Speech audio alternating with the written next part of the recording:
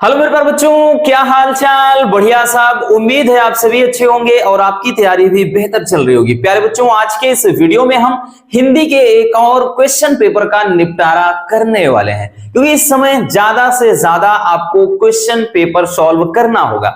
जितना ज्यादा आप प्रैक्टिस करेंगे उतना ही ज्यादा आपका कॉन्फिडेंस बढ़ेगा। तो चलिए देख लेते हैं आज के इस वीडियो में। बच्चों, हम 2023 में ही पूछे गए हिंदी के क्वेश्चन पेपर को लेकर के आए हैं। सेट नंबर आप देख लीजिए, JDN है 302।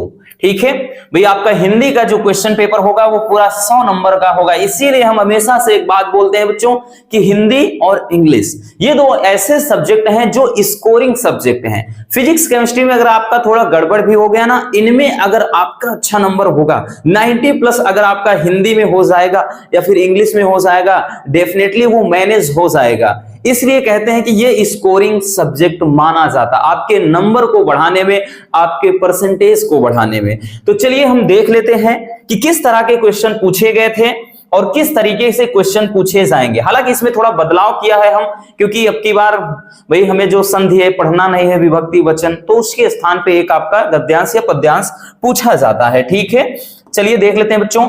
आपको अगर हम भाई बताएं तो ये आप देख सकते हैं कि इंस्ट्रक्शन निर्देश वगैरह दिए रहेंगे, वो तो आपको ध्यान पूर्वक पढ़ना ही पड़ेगा बच्चों।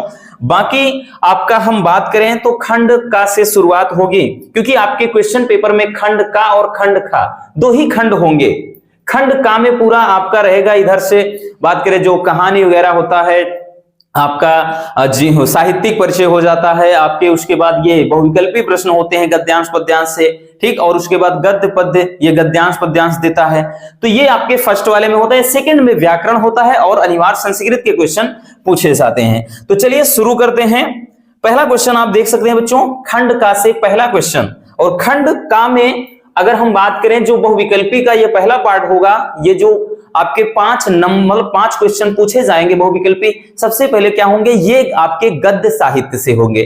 ठीक, चलिए पहला क्वेश्चन दिया है कि अष्टयाम कृति के लेखक कौन है। अष्टयाम कृति के लेखक कौन है, यानी अष्टयाम जो रचना है वो किसकी रचना है। और इस गलत फहमी में बिल्कुल मत रहिएगा बच्चों कि जो चीज ये हम पढ़ रहे हैं या जो चीज पिछले साल पूछा गया है ये ना आए, ऐसा कहीं पर लिखा नहीं है। और ये ऐसे ऐसे क्वेश्चन है कि 2-2, 3-3 सेट में दिए गए और हर साल किसी ना किसी सेट में आते हैं, क्योंकि सबसे ज्यादा हिंदी के क्वेश्चन पेपर पिछले साल भी बने थे। लगभग 12 या 13 क्वेश्चन पेपर बने थे हिंदी में, बाकी अदर सब्जेक्ट में 7-7 सेट बने थे। तो इसलिए ये जो क्वेश्चन होते हैं ना सब रिपीटेड होते हैं। अब जितना ज्यादा क्वेश्चन पेपर लगाएंगे, जितना ज्यादा आप मॉडल पेपर सॉल्व करेंगे, उतना ही ज्यादा आपकी तैयारी बेहतर होगी।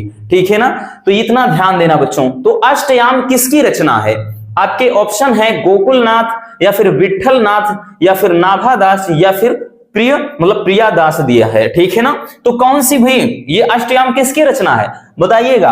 भाई माइंड में आपके आ भी गया होगा, अगर आपने पढ़ा है तो ये जो रचना है बच्चों ये नाभादास जी की रचना है। ठीक है, अष्टयाम किसकी रचना है, नाभादास जी की।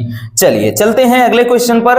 अगला क्वेश्चन देखते हैं और आप लोग कमेंट करिएगा कि आपके कितने सही होते हैं बहुविकल्पी में। ठीक, चलिए दूसरा है, कह रहा है कि धर्मवीर भारती द्वारा लिखित उपन्यास है। तो ये धर्मवीर भारती द्वारा इनमें से कौन सा उपन्यास लिखा गया है।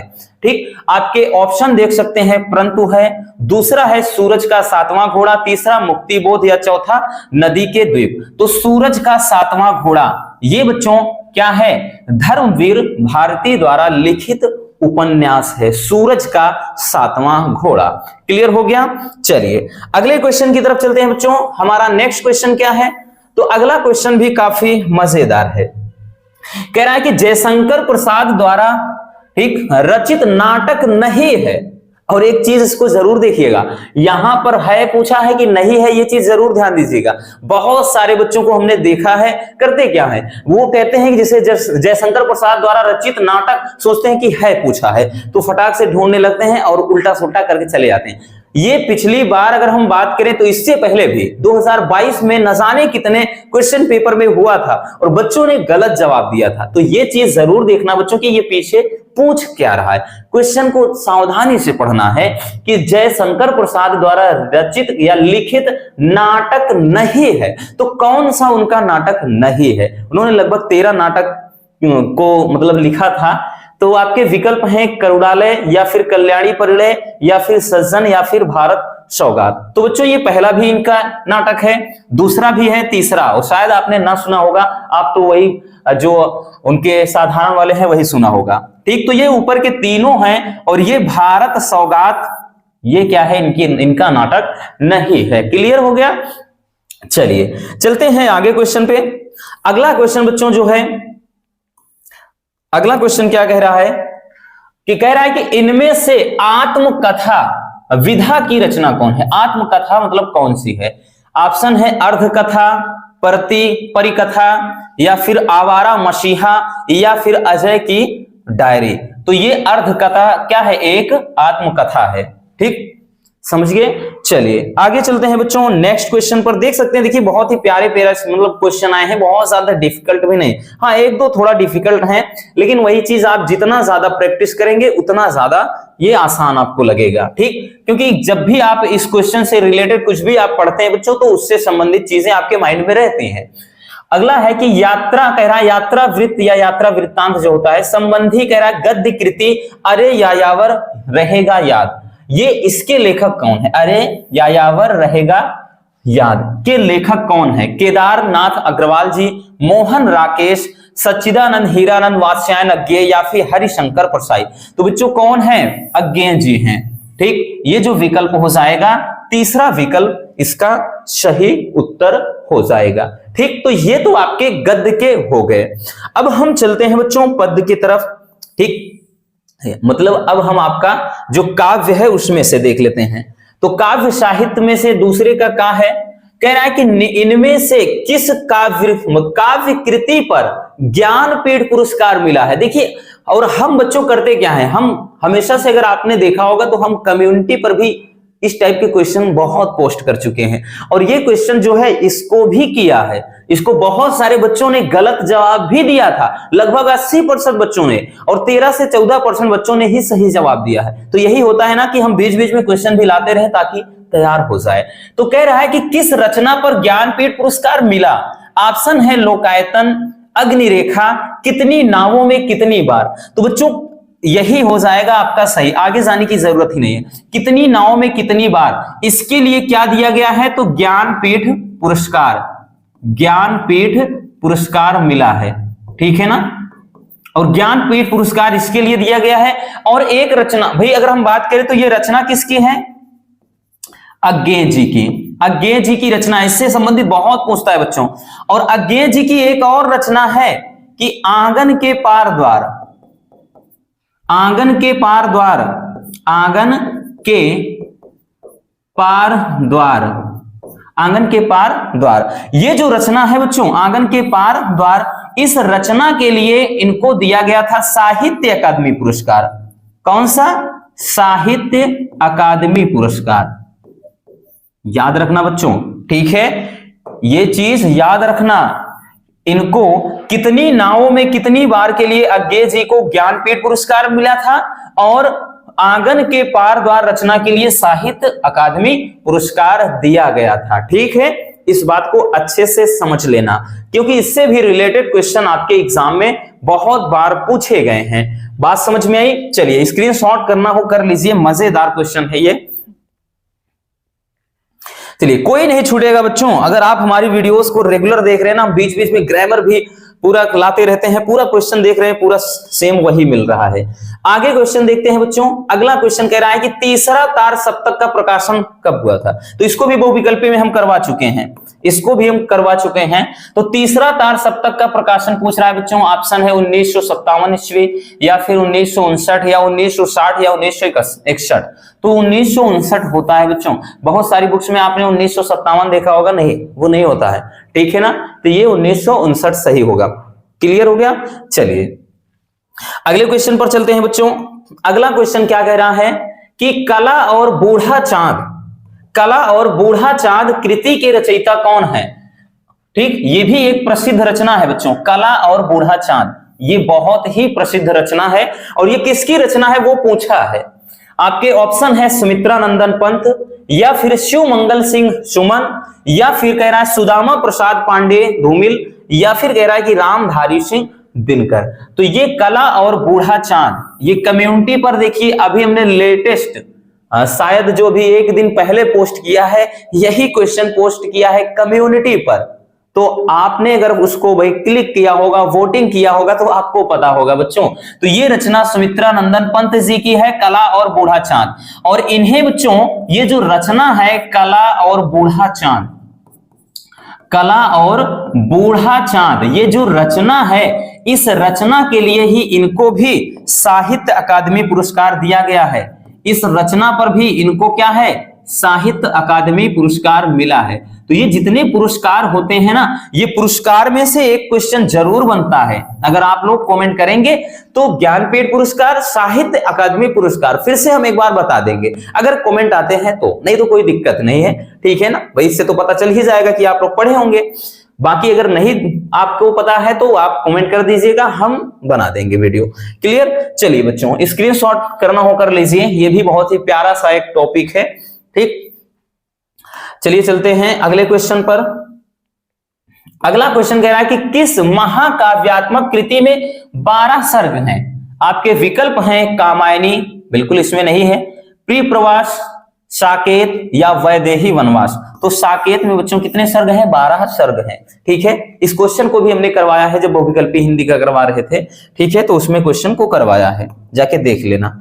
चलिए अगला क्वेश्चन देखते हैं। अगला क्वेश्चन क्या है? कह रहा है छायावाद की प्रमुख विशेषता कौन सी है? छायावाद की प्रमुख विशेषता कौन सी है? विकल्प आपके सामने है, कह रहा है कि इतिवृत्तात्मकता, या फिर कह रहा है श्रृंगार रस की प्रधानता, युद्धों का सजीव वर्णन, या फिर स्थूल के प्रति सूक्ष्म का विद्रोह। तो वही छायावाद में जैसे जयशंकर प्रसाद जैन की रचनाओं में ज्यादा क्या मिलता है आपको? श्रृंगार रस की प्रधानता मिलता है। तो यही क्या हो जाएगा? इसका सही विकल्प हो जाएगा। ठीक है, तो इस तरीके से आपके बहुविकल्पी प्रश्न 5-5 करके 10 पूछे जाएंगे। ठीक है, 10 नंबर आपके जेब में। अब जो तीसरा क्वेश्चन होगा, ये क्वेश्चन बच्चों पूरे 10 नंबर में पूछा जाएगा। एक गद्यांश देगा और 2 देता है, अथवा अथवा करके देता है, दोनों में अपने को एक को निपटाना होता है। ठीक है, और इससे रिलेटेड 5 क्वेश्चन देगा, हर एक क्वेश्चन के 2 नंबर आपको दिए जाएंगे। जैसे चलते हैं क्वेश्चन की तरफ। भाई पहले ये आपका जो दिया गया है एक पढ़ लेते हैं, इसको एक अच्छे से पढ़ना है। कह रहा है कि भाई दिए गए गद्यांश पर आधारित निम्नलिखित प्रश्नों के उत्तर दीजिए। और ये भी रिपीटेड रहते हैं, इसीलिए कह रहा है ना इन सब का आपको फायदा मिलेगा। इतने ज्यादा सेट बनते हैं, कब किसके नसीब में कौन सा आ जाए कोई नहीं जानता। इसलिए कहते हैं ये मत सोचिएगा कि हिंदी में ये चीज आया है तो पिछली बार नहीं आया। ये फिजिक्स केमिस्ट्री नहीं है, ये हिंदी है, इसमें एकदम फिक्स होते हैं, 3-3, 4-4 सेट में आ जाते हैं। ठीक है, चलिए दिया है कि अशोक वृक्ष की पूजा, कह रहा है इन्हीं गंधर्वों और यक्षों की देन है। प्राचीन साहित्य में इस वृक्ष की पूजा के उत्सवों का बड़ा सरल सरस वर्णन मिलता है। असल पूजा अशोक की नहीं बल्कि उसके अधिष्ठाता कंदर्प देवता की होती थी। इसे कह रहा मदनोत्सव कहते थे। महाराज भोज के सरस्वती कंठाभरण से जान पड़ता है कि यह उत्सव त्रयोदशी के दिन होता था। और आगे कह रहा है कि मालविकाग्निमित्र और रत्नावली में इस उत्सव का बड़ा सरस मनोरम वर्णन मिलता है। मैं जब अशोक के लाल स्तंभ, कहाँ गया भाई, हाँ, अशोक के लाल स्तंभों को देखता हूं तो मुझे वह पुराना वातावरण प्रत्यक्ष दिखाई दे जाता है। और कह रहा है कि राजघरानों में साधारणतः इस रानी ही अपने सनुपूर चरणों के आघात से इस रहस्यमय वृक्ष को पुष्पित किया करती थी। ठीक है, अब देखिए बहुत ही एक प्यारा सा आपका गद्यांश दिया गया है। अब आप तो भाई इसको पढ़कर ही समझ गए होंगे कि ये कौन से चैप्टर का है। तो ये चैप्टर कौन से बच्चों? अशोक के फूल। ठीक है, अशोक के फूल से हो जाता है। तो यहां पर ये अशोक वाले चैप्टर से है बच्चों। तो अब देखिएगा इससे संबंधित नीचे आपके 5 ये प्रश्न दिए गए हैं, जरा गौर से देखिएगा। पहला कह रहा है उपयुक्त गद्यांश का संदर्भ लिखिए। देखिए, जब संदर्भ की बात आती है तब आप पूरा लिखते हो कि प्रस्तुत गद्यांश हमारी पाठ्य पुस्तक सामान्य हिंदी के इस चैप्टर से लिया गया है। तो भाई ये कौन सा पाठ है? तो अशोक के फूल। ये है बच्चों अशोक के फूल। तो अशोक के फूल चैप्टर से हैं। और बात करें बच्चों तो इसके लेखक कौन हैं? तो इसके लेखक कौन हैं? आचार्य हजारी प्रसाद द्विवेदी जी।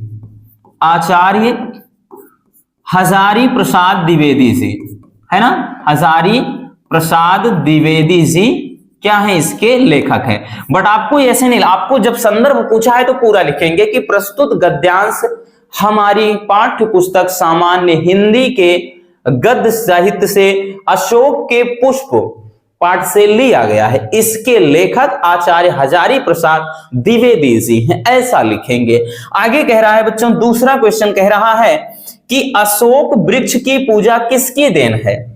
तो अशोक वृक्ष की पूजा किसकी देन है? जरा बताइएगा बबुआ, किसकी देन है? कहीं पर दिख रहा है अशोक वृक्ष की पूजा किसकी देन है? ये देखिएगा पहले ही लाइन में है कि अशोक वृक्ष की पूजा इन्हीं गंधर्वों और यक्षों की देन है। तो भाई हमें तो आंसर मिल गया ना, हमें मिल गया ना बबुआ। हम क्या लिखेंगे? संदर्भ हो गया तो आप उसका उत्तर लिखेंगे। हाँ, इसका लिखेंगे बच्चों कि यहां पे देखिए अशोक वृक्ष की पूजा किसकी की जगह पूरा लिख देंगे वही कि क्या है? ये गंधर्वों व यक्षों की देन है। यक्षों की देन है। आप ऐसा शॉर्ट में नहीं लिखिएगा, ये हम आपको बता रहे हैं। आप वहां पर जब लिखेंगे कॉपी में तो कैसे लिखते हैं वो हमने बताया है ऑलरेडी। अगर आपने नहीं देखा तो कॉपी कैसे लिखे, मोनू सर सर्च मारिएगा मिल जाएगा। तो आप पूरा लिखेंगे बच्चों कि अशोक वृक्ष की पूजा गंधर्वों व यक्षों की देन है। जहां पर ये किसकी है वहीं पर गंधर्वों व यक्षों की देन है, ऐसे लिखेंगे। क्लियर हो गया? चलिए अब अगला क्वेश्चन क्या कह रहा है कि रेखांकित अंश की व्याख्या कीजिएगा। तो भाई रेखांकित अंश कौन सा है? रेखांकित अंश ये है, कह रहा है कि असल पूजा अशोक की नहीं बल्कि इसके अधिष्ठाता कंदर्प देवता की होती थी, तो इसे मदनोत्सव कहते थे। तो यहां पर कह रहा है कि असल पूजा अशोक की नहीं। तो कहने का मतलब यह है कि प्राचीन काल में जो मतलब असली में जो पूजा होती थी, वास्तविकता में जो पूजा होती थी, यहां लिखेंगे कि लेखक कहता है कि प्राचीन काल में जो अशोक वृक्ष की पूजा होती थी वो वृक्षों की पूजा नहीं होती थी बल्कि इसके अधिष्ठाता का मतलब होता है मुखिया, ठीक, या अध्यक्ष जो इसमें प्रमुख होते हैं, ठीक। अधिष्ठाता कंदर्प देवता की होती थी। कंदर्प का मतलब यहां पर होता है, देखिए कामदेव की बात कर रहा है, कंदर्प देवता की होती थी, ठीक है ना। आगे कह रहा है कि इसे मदनोत्सव कहते थे। तो आप जब लिखना चाहेंगे तो वही चीज इसमें लिखेंगे। तो आप कैसे लिखेंगे बच्चों? तो आप यही चीज इसमें लिखेंगे कि एक मिनट, इसको छोटा लिखेंगे तो आप समझ जाइएगा पूरा। तो यहां पे लिखेंगे कि लेखक कहता है कि प्राचीन काल में अशोक वृक्ष की पूजा नहीं होती थी, बल्कि कह रहा है उसके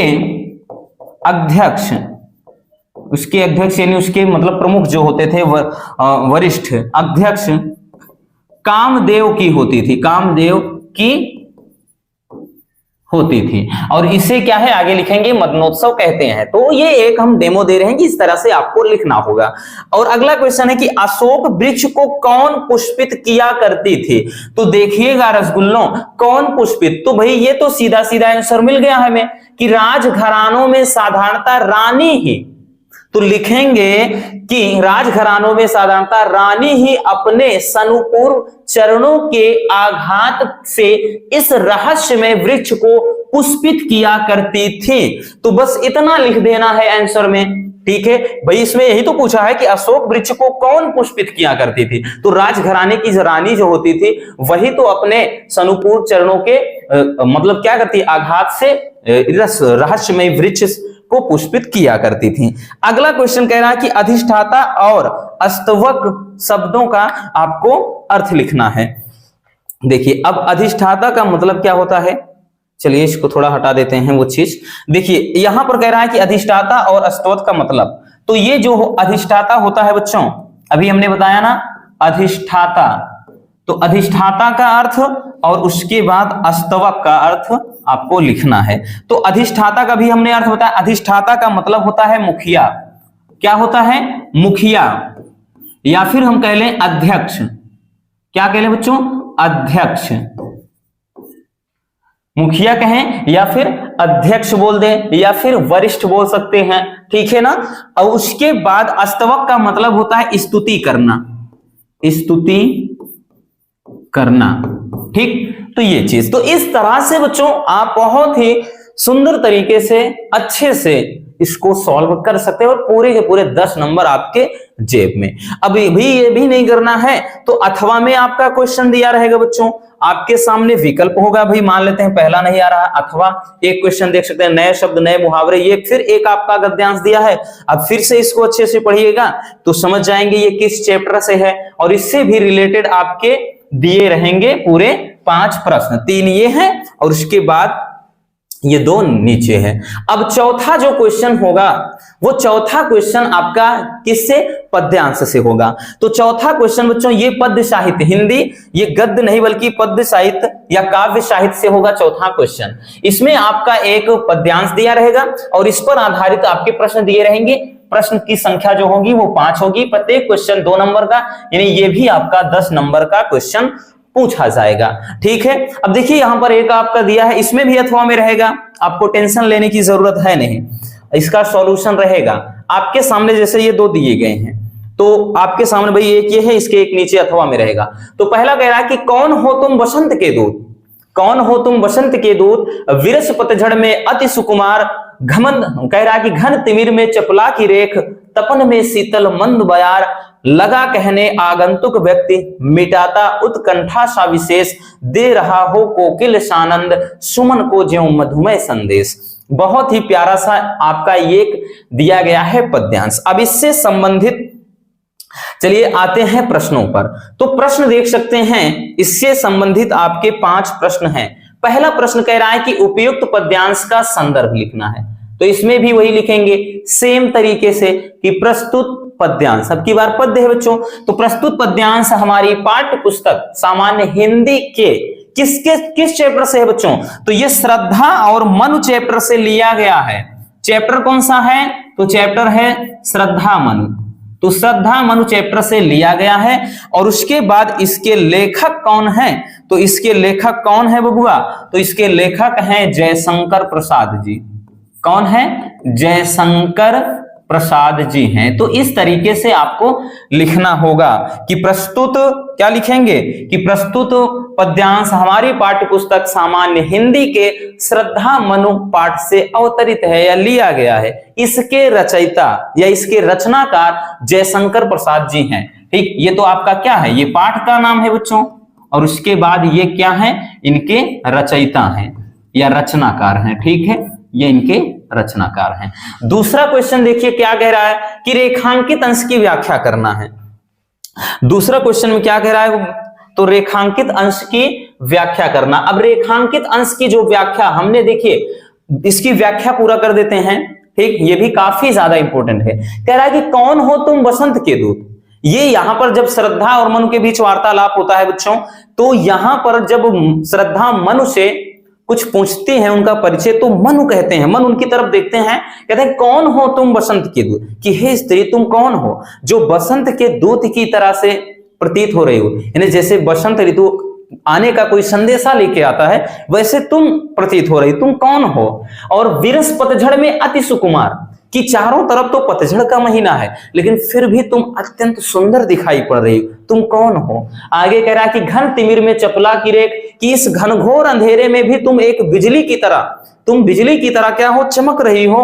और तपन में शीतल मंद बयार, और इस कड़ाके की तपन में भी ठंडी या शीतल या एकदम कहते ना सुगंधित वायु की तरह मालूम पड़ रही हो, तुम कौन हो? आगे कह रहा कि लगा कहने आगंतुक व्यक्ति, अब कह रहा कि लगा कहने आगंतुक व्यक्ति मिटाता उत्कंठा सा विशेष, दे रहा हो कोकिल सानंद सुमन को ज्यों मधुमेह संदेश।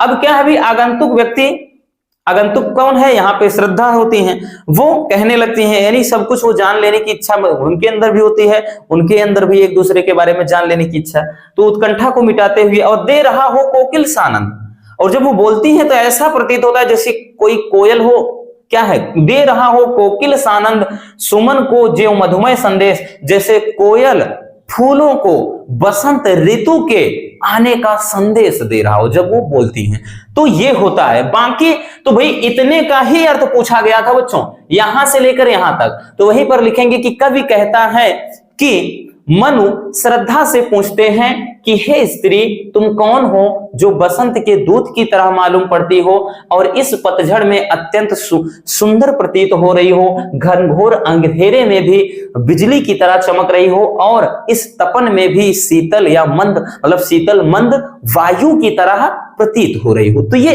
अपना क्या हो जाएगा, तो ये हो जाएगा बच्चों पूरा का पूरा व्याख्या। क्लियर? तो इस तरीके से भाई हम क्या करेंगे, इसका व्याख्या मतलब इसकी क्या करेंगे बच्चों, हम व्याख्या रेखांकित अंश की व्याख्या हो जाएगी। इसका तो हो गया ठीक। अब कह रहा है कि इस पद्यांश में किस किस के बीच संवाद हो रहा है, तो भाई बताने की जरूरत है नहीं, किसके किसके बीच हो रहा है, तो भाई श्रद्धा और मनु के बीच हो रहा है। श्रद्धा और किसके बीच बच्चों, मनु, श्रद्धा और मनु के बीच में वार्तालाप हो रहा है। आगे कह रहा है कि चपला और उत्कंठा शब्द का अर्थ लिखना है, तो भाई चपला का मतलब क्या होता है, चपला, और कह रहा है कि उत्कंठा, उत्कंठा, चपला और उत्कंठा के आपको अर्थ लिखना है। देखिएगा चपला का मतलब होता है भाई यहाँ पे, जैसे चपला का मतलब वैसे चपला तो बिजली का पर्यायवाची है, चपला का मतलब हम बिजली भी लिख सकते हैं ठीक, और यहाँ पर चंचला भी होता है, साथ ही साथ जैसे दामिनी भी होता है, तो यहाँ पे चपला बिजली से रिलेटेड है। तो और उसके बाद उत्कंठा का मतलब होता है कि उत्सुकता, उत्सुकता ठीक, ये उत्सुकता का मतलब अंदर बहुत कुछ जान लेने की जो जिज्ञासा होती है, इच्छा होती है। अगला कह रहा कि आगंतुक व्यक्ति से किसकी ओर संकेत किया गया है, तो आगंतुक कौन था, यहां पर आगंतुक कौन था बच्चों, तो आगंतुक आया हुआ व्यक्ति कौन है, तो भाई यहां पर श्रद्धा है ना, तो आप उत्तर में ऐसे डायरेक्टली नहीं लिखेंगे, आप लिखेंगे कि आगंतुक व्यक्ति से मतलब श्रद्धा की ओर संकेत किया गया है। तो आगंतुक का मतलब आया हुआ कौन था, श्रद्धा ही तो थी। ठीक है, चलिए अगला क्वेश्चन देखते हैं बच्चों। तो इस तरह से आपके प्रश्न होंगे, आपको उसी में से छांटकर फिनिश करना होगा। क्लियर? चलिए आगे चलते हैं रसगुल्लों। अगला क्वेश्चन देखिएगा अथवा में। अथवा में बबुआ दिया है आपका कि कह रहा छायाएं मानव जन की दिशाहीन सब ओर पड़ी, वह कह रहा सूरज नहीं उगा था पूरब में, देखिए वर्षा सहसा बीचों बीच नगर के काल सूर्य के रथ के।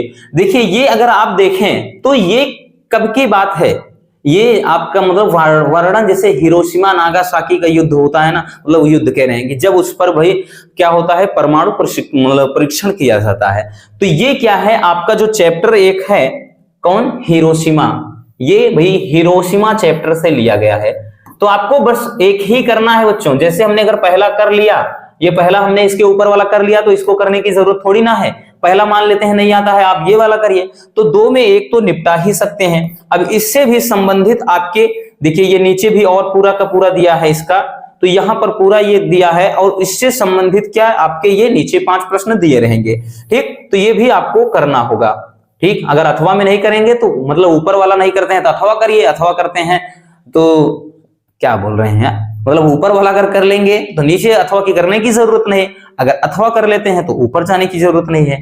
ठीक है, अब 5वां क्वेश्चन बोलिएगा बच्चों। 5वां क्वेश्चन क्या है, तो पांचवा क्वेश्चन जो है वो आपका आएगा साहित्यिक परिचय। देखिए बहुत सारे बच्चे कंफ्यूज होते हैं कि सर क्या साहित्यिक परिचय में जीवन परिचय भी जरूरी होता? लिखना पड़ेगा, बट जीवन परिचय में ज्यादा नहीं लिखना। जीवन परिचय में केवल इतना लिखना है कि भाई उनका जन्म कहाँ हुआ, माता पिता का नाम अगर दिया है तो वो लिखना है, उनकी मृत्यु कब हुई थी केवल वो मेंशन करना। बाकी पूरा साहित्यिक परिचय में होता है कि साहित्य के क्षेत्र में उन्होंने क्या सेवाएं दी, क्या कुछ किया। तो ये आपका एक भाई गद्य साहित्य से है, कह रहा है कि भाई निम्नलिखित में से एक लेखक का साहित्यिक परिचय देते हुए उनकी कृतियों का उल्लेख। और सबसे जरूरी चीज बच्चों ये चीज होती है कि आपको शब्द सीमा भी ध्यान रखना है। बहुत सारे बच्चे बोलते हैं कि सर छोटा लिखेंगे नंबर तो नहीं कटेगा। अरे काहे कटेगा, वो ऑलरेडी आपको बोल रहा है ना 80 शब्द। अगर आप बड़े के चक्कर में पड़ोगे ना तो 100% हम लिख के दे रहे हैं कि हिंदी का क्वेश्चन पेपर आप पूरा सॉल्व ही नहीं कर पाओगे, वहां तक पहुंच भी नहीं पाओगे। आप अगर 150 शब्दों में 200 शब्दों में ये लिखने अगर बैठ गए ना, कोई बताता है कि अरे मेरे सर ने ये बताया है, 1 पेज का बताया, 2 पेज का 3, अरे आपके सर ने कुछ भी बताया हो, बोर्ड जो बोल रहा है वो तो आपको सुनना पड़ेगा ना। नहीं तो भाई क्या भुगतोगे वही चीज कि 80 के बजाय आप सोच रहे हो 150 में करूं अच्छे नंबर मिलेंगे, तो क्या 5 से आपको 10 नंबर मिल जाएंगे? नहीं, 5 ही नंबर मिलेंगे। जो 80 शब्द में निपटाएगा उसको भी 5 ही, और जो 150 शब्द में लिखेगा उसको भी 5 ही। इस बात का ध्यान देना। आपको करना क्या है कि ये अधिकतम शब्द सीमा को ध्यान में रखते हुए उसको लिखना। भले आपको याद हो, आप लंबा लिख सकते हो, लेकिन जाना है तो 80-90 मैक्सिमम 100 शब्दों तक जाइए बस। तो भी किसी एक के बारे में लिखना है, डॉक्टर एपीजे अब्दुल कलाम, इनको भी हमने करवाया है। दूसरा वासुदेव शरण अग्रवाल जी, इनको भी करवाया है। हजारी प्रसाद द्विवेदी जी, इनको तो हालांकि इसको सबको करवाया है बच्चों, सबके साहित्यिक परिचय को, बट आपको तो एक को ही करना होगा, इसके बारे में सोचना है नहीं ज्यादा। ठीक, आप तैयार कर लीजिए, बस इन्हीं 2-3 को तैयार कर लीजिए, बस हो गया काम। अब खा में आएगा जो ये आपका पद्य से आएगा, यानी काव्य साहित्य से। इसमें भी वही चीज, अधिकतम शब्द सीमा, और इसमें एक कवि का लिखना होगा। ठीक, जैसे भाई पहला दिया है सुमित्रा नंदन पंत जी, महादेवी वर्मा, रामधारी सिंह दिनकर, तो इसमें कोई एक कर सकते हो। हमने बताया कि भाई इनको लॉक कर दीजिए, ये दोनों तो फिक्स होते हैं, आएंगे। ठीक है, इतना। अगला क्वेश्चन चलते हैं। अब तो ये तो आपका हो गया इसमें। अब आएगा बच्चों कहानी। कहानी जो होता है, कहानी में ध्यान दीजिएगा, आपका जैसे ये 6वां नंबर दिया, पंचलाइट कहानी का सारांश लिखिए। नहीं लिखना है, अथवा में आ जाइए, कह रहा है बहादुर अथवा ध्रुव यात्रा कहानी के उद्देश्य पर प्रकाश डालिए। और इसमें भी आपको अधिकतम शब्द सीमा कितना है? 80 शब्द। यानी ये भी आपको क्या करना है? मैक्सिमम 80 शब्दों में इसको भी निपटाना है। तो ये चीजें आपको अपने माइंड में रखनी है। 2 से 3 टॉपिक जो होते हैं, ठीक, जैसे आपके साहित्यिक परिचय 2 हो गए, ठीक, गद्य और पद्य में, उसके अलावा कहानी हो गया, फिर आपका ये खंड काव्य, ये 4 टॉपिक सब में 80-80 शब्दों में ही लिखना होता है। ये सब दिया रहेगा संकेत में, ये चीज आप भली भांत अच्छे से समझकर लिखेंगे। बच्चों इसमें देखिए कहानी वाले में ना सारांश थोड़ा लंबा हो जाता है। अगर आप उद्देश्य तैयार कर लिए होंगे ना और भी अच्छी बात है, नहीं तो कोई दिक्कत नहीं, वो कहानी चाहे जितनी लंबी जाए, आप अपने से स्क्रिप्ट लिखेंगे ना तो निपटा सकते हैं 80 में भी। ठीक है, चलिए, तो ये आपको लिखना होगा किसी एक का। और यहां पर 7वां जो क्वेश्चन होगा, 7वां क्वेश्चन, ये सारे क्वेश्चन बच्चों जो देखते चले आए सब 5-5 नंबर वाले हैं। ठीक, तो ये भी 5 है, इसके पहले कहानी भी 5, उसके बाद साहित्यिक परिचय भी 5। तो ये जो 7वां होगा ये आपके स्वपठित खंड काव्य से होगा। ठीक, मतलब जिस जिले में जो चलता है आपको तो पता ही होगा भाई कि आपको क्या पढ़ना है। जैसे यहां पर दिया है भाई रश्मि रथी के बारे में, दूसरा है मुक्ति यज्ञ खंड काव्य। ठीक है, और अगला इसके आगे अगर हम देखें तो बच्चों यहाँ पर क्या दिया है, ये अगला दिया है कि आलोक वृत्त खंड का, अगला है सत्य की जीत। फिर उसके बाद आगे अगर हम देखें तो इसमें देख सकते हैं क्या दिया है, त्याग पथी। तो मतलब कोई एक खंड काव्य, ऐसा नहीं कि हम सब में देखेंगे, नहीं, आपके यहाँ जो चलता है आप उसके अनुसार किसी एक जो ये रहेगा क्वेश्चन, जैसे त्यागपति खंड काव्य के आधार पर हर्षवर्धन का चरित्रांकन लिखना है, यानी उनका चरित्र चित्रण। ठीक, या फिर अथवा में त्यागपति की कथा वस्तु पर प्रकाश डालिए, जो कहानी है। ठीक, या ये चीज, तो ये चीज इसमें करना होता है। अब उसके बाद जैसे यहां पर और भी है श्रवण कुमार, तो जहां पर जो चलता है बस वो करना है बस। अब खंड खा भी आपका पूरा भाई ये भी 50 नंबर का, 50 खंड का होगा, 50 नंबर का खंड खा होगा। अब खंड खा में जो पहला क्वेश्चन होगा बच्चों, पहला क्वेश्चन, और वैसे देखें तो 8वां क्वेश्चन। चलिए इसका अर्थ भी बता देते हैं बच्चों, क्योंकि ये टॉपिक भी एकदम फिक्स होते हैं। देखिए पहला वाला जो है आपका, हमने बताया ना, कई बार आपको बताया था बच्चों कि महामना मालवीय काफी ज्यादा इंपॉर्टेंट है। देखिए इसमें कह रहा है कि अस्य निर्माणाय अयम जनान धन, कह रहा है धनम आयाचत।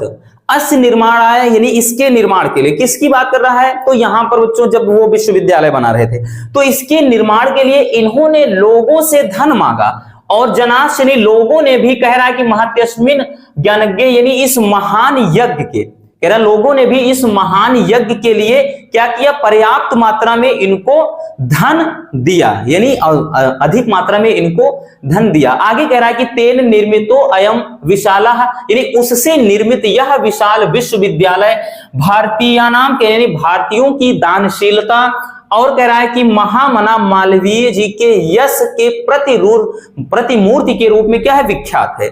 आगे कह रहा है कि साधारण स्थिति को अपनी जना, यानी साधारण स्थिति वाला व्यक्ति भी, ठीक, साधारण स्थिति वाला व्यक्ति भी कह रहा है कि अपने महान उत्साह और जैसे मतलब होता है ना कि आत्मविश्वास के द्वारा, ठीक, असाधारण कार्य भी क्या है? करने में सक्षम हो जाता है। कह रहा इत्य दर्शत मनीषी भी मूर्धन्यः मालवीय, यानी जो कह रहा है विद्वानों में श्रेष्ठ, इसका अर्थ नीचे से निकलेगा इस लाइन का यहां से, कि विद्वानों में जो श्रेष्ठ मालवीय जी ने यह अपन मतलब अब क्या किया? यह दिखा दिया, यह चीज मतलब दर्शा दिया कि साधारण स्थिति वाला व्यक्ति भी, यानी साधारण जो जीवन जीता है वो व्यक्ति भी अपने महान उत्साह और अपने पौरुष के द्वारा असाधारण काम कर सकता है।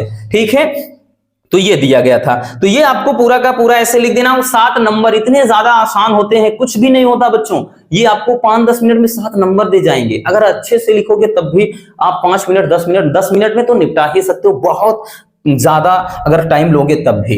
अथवा में देखिए है भाई, मान लेते हैं कि पहला नहीं करना है दूसरा कर दीजिए। देखिए ये आपका दिया गया है किससे? तो ये आपका जो होता है ना जातक कथा वाले से, ठीक, जातक कथा से।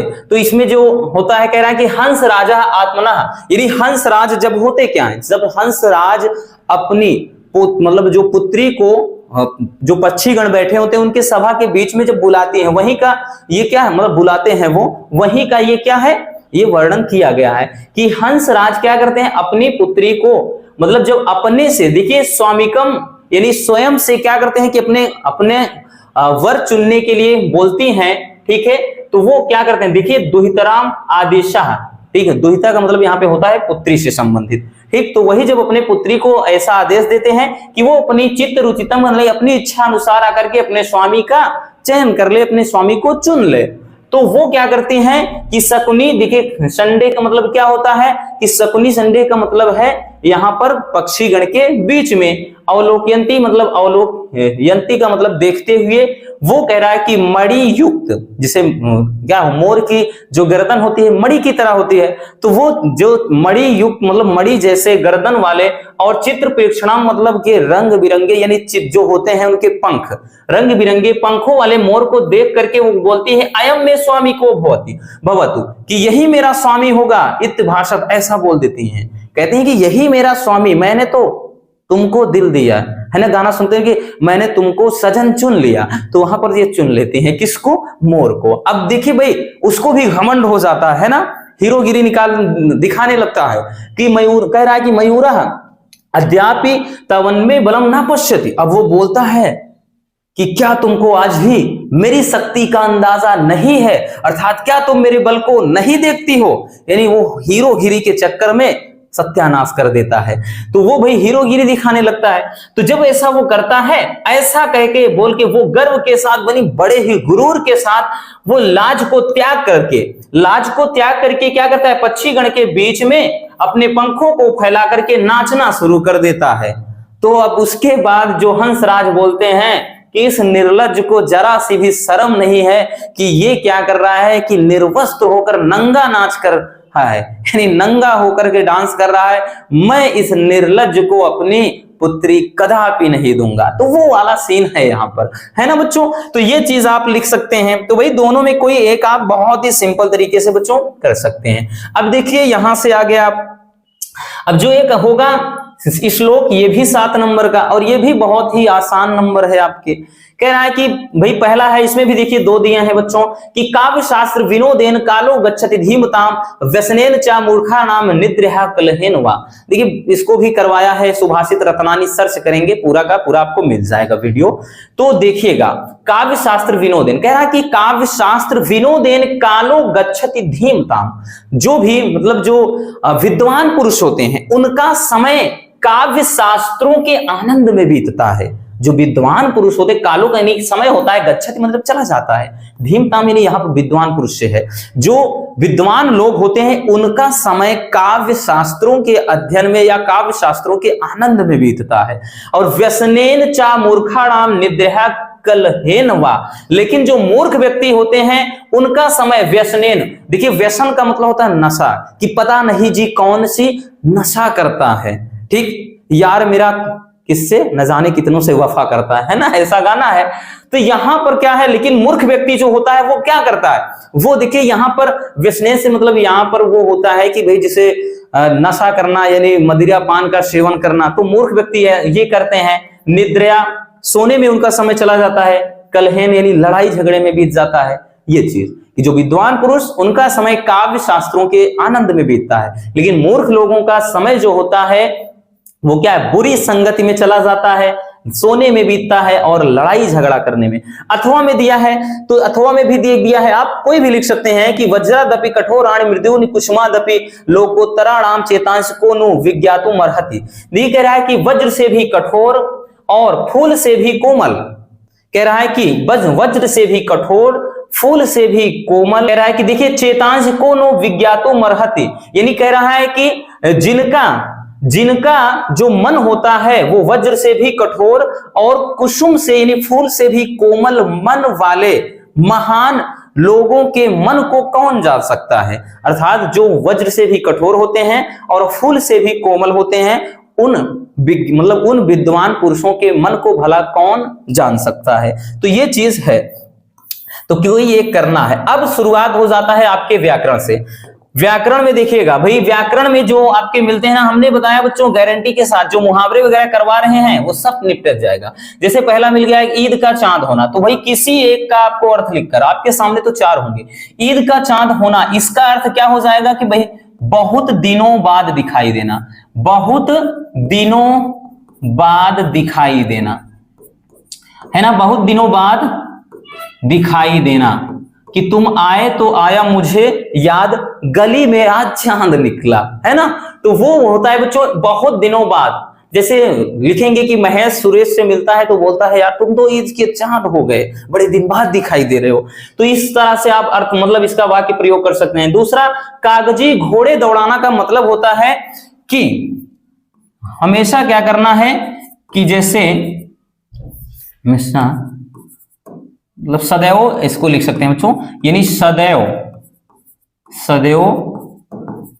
पढ़ना लिखना।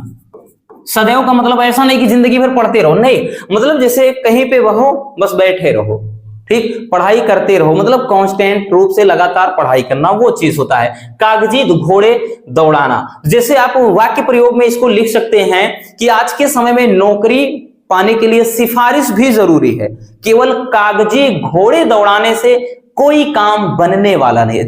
आप जानते हैं भाई कि आज के समय में घूस बहुत चलता है, हालांकि बहुत ज्यादा कम भी हो गया, लेकिन फिर भी भाई ये अंदर अंदर की बात है, कब क्या होता है कौन जाने, है ना। बच्चे दर दर की ठोकरें खा रहे हैं, देखते हैं कहते हैं यार उसका तो वो तो एकदम कमजोर था, पढ़ने में एकदम नालायक था, न जाने कैसे हो गया, और भाई पढ़े लिखे घूम रहे हैं। तो वो चीज होता है ना कि कागजी घोड़े दौड़ाना का मतलब ये पठन पाठन करना, ठीक, ये चीज होता है। तो हमने बताया ना वाक्य प्रयोग में लिख सकते हैं कि आज के समय में नौकरी पाने के लिए केवल पढ़ना लिखना ही जरूरी नहीं है, यानी लगातार पढ़ना ही नहीं जरूरी है, इसके लिए आज के समय में क्या होना चाहिए, यानी सिफारिश की भी जरूरत पड़ती है। अगला है बच्चों ऊंट के मुंह में जीरा, तो ये आवश्यकता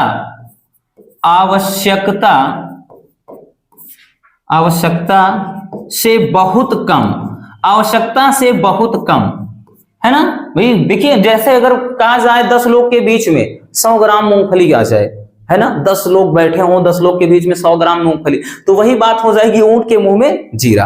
ठीक है, तो यहाँ पर आप कोई भी अब बना सकते हो ना, कोई भी बना सकते हो कि जैसे रमेश 5 मतलब जैसे 25 ग्राम मूंगफली लाता है, लेकिन खाने वाले 15 लोग हैं, तो ये समझिए एक एक दाने खा लेंगे, तो ऊंट के मुंह में जीरा वाला बात हो गई। अगला, का बरखा जब कृषि सुखाने। ठीक, देखिए बच्चों, समय बीत जाने पे आवश्यकता का मतलब समय बीत जाने पर सहायता का कोई मोल नहीं। ठीक, तो यहां पर आप हम लिख सकते हैं कि समय बीतने के बाद सहायता का कोई मोल नहीं। आप और भी कुछ बना सकते हैं, आपके माइंड में जो होगा, आप जो भी जानते होंगे। एक का वर्षा, देखिए है नहीं, का वर्षा जब कृषि सुखाने, देखिए सब इससे ही जाहिर हो रहा है कि भाई जब खेती ही सूख गई तो बरसात का क्या फायदा, है ना। जैसे जब बोर्ड एग्जाम खत्म हो जाता है तब राम ने श्याम की नोट्स दिया, अब तो ये बात वही हो गई कि का वर्षा जब कृषि सुखाने, भाई पेपर ही हो गया, अब नोट्स का लेकर क्या करूंगा। तो ये बात होती है का वर्षा या का वर्षा या बरखा, कुछ भी कहो, जब कृषि सुखाने, तो कोई एक करना होगा, आप कर सकते हैं, है ना। अगला क्वेश्चन देते हैं बच्चों, अगले क्वेश्चन पर देखिए, इसमें भी है कि अपठित गद्यांश पर आधारित निम्नलिखित प्रश्नों के उत्तर दीजिए। ये भी आपको अच्छे से पढ़ना होगा। यही हम बात कर रहे थे कि जो नया टॉपिक जुड़ा है इसको हमने अपने से लिखा है बच्चों। ठीक है, तो इसके जगह पर पहले तो संधि विच्छेद वगैरह क्वेश्चन आते थे, तो ये चीज, लेकिन अब आपका अपठित कोई गद्यांश या पद्यांश देगा, जैसे ये दिया है, इससे संबंधित आपके क्या है, नीचे प्रश्न दिया रहेगा। तो ये पढ़ लेते हैं। पहले कह रहा है कि प्रकृति सदैव प्रस्तुत रहती है औरों के लिए, यानी दूसरों के लिए है। हाँ, कह रहा है कि यह हमें सिखाती है कि हम भी बिना किसी भेदभाव के औरों के लिए प्रस्तुत रहें, उपलब्ध रहें। नदियां बहती हैं औरों के लिए, वृक्ष फलते फूलते हैं, छाया देते हैं औरों के लिए, सूरज प्रकाश देता है, जीवन देता है, चांद शीतलता देता है। इन्होंने कहां अपना प्रकाश पुंज समेटा है, नदियां कहां अपने को बांध कर रखती हैं, फिर हम क्यों अपने को बांध कर रखते हैं। यह कृपणता तो मेरी समझ में अपराध है, यह भीषण आत्मस्वार्थ है। हम समझते हैं कि हम जो कर रहे हैं वह अच्छा कर रहे हैं, लेकिन यह हमारी भारी भूल होती है। तो ये बच्चों आपका एक दिया है। अब इससे संबंधित आपके बच्चों ये देख सकते हैं 3 क्वेश्चन देगा, 3 क्वेश्चन देगा। कह रहा है पहले क्वेश्चन में कि प्रकृति से व्यक्ति को क्या शिक्षा मिलती है, क्या मिल रहा। अब बताने की जरूरत नहीं है कि प्रकृति क्या बोल रहा है, भाई यही तो बोल रहा है ना कि प्रकृति हमें बहुत कुछ सिखाती है कि बिना भेदभाव के हमें औरों के लिए तत्पर रहना चाहिए, यानी दूसरों की मदद करना चाहिए। तो यहां पर आप ऐसे लिख सकते हैं कि बच्चों, यहां पर लिख सकते हैं कि प्रकृति हमें यह मतलब सिखाती है, या प्रकृति से हमें यह शिक्षा मिलती है कि हमें बिना भेदभाव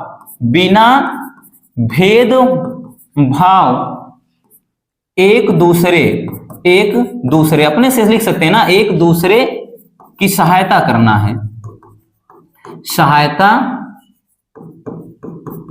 है, ठीक।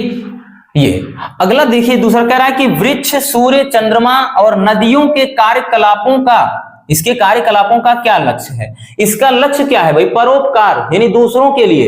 यही तो कह रहे हैं ना कि नदियां क्या है, औरों के लिए है, चंद्रमा औरों के लिए, सूर्य औरों के लिए, वृक्ष औरों के लिए, सब कुछ।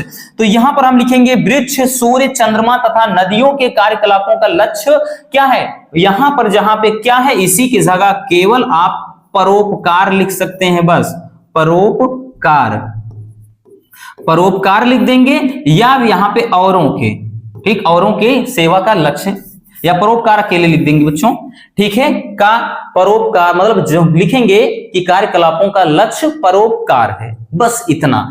अगला क्वेश्चन कह रहा है कि मानव के किस विचार को भारी भूल माना गया है। तो चलिए क्वेश्चन पर देखते हैं बच्चों कि मानव के किस विचार को भारी भूल माना गया है। देखिएगा, एक बात कह रहा है कि हम समझते हैं कि हम जो कर रहे हैं अच्छा कर रहे हैं, और लेकिन यह हमारी भारी भूल है।